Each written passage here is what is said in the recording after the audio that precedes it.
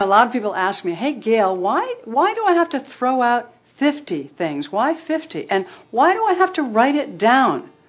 Well, I'll tell you, something comes over you when you hit 50, even when you hit 20 or 30 or 40 things and you've written those things down.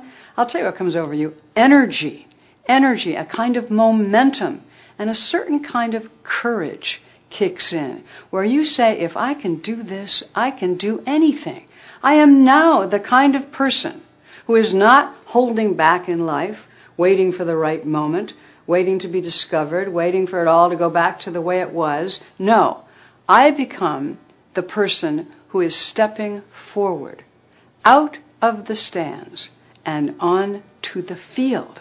That's you. You hit 50 and that's you. And from this moment on, you will never allow all that clutter, all that life plaque, as I call it, to build up in your life. You are stepping out, and boy, is that going to feel good.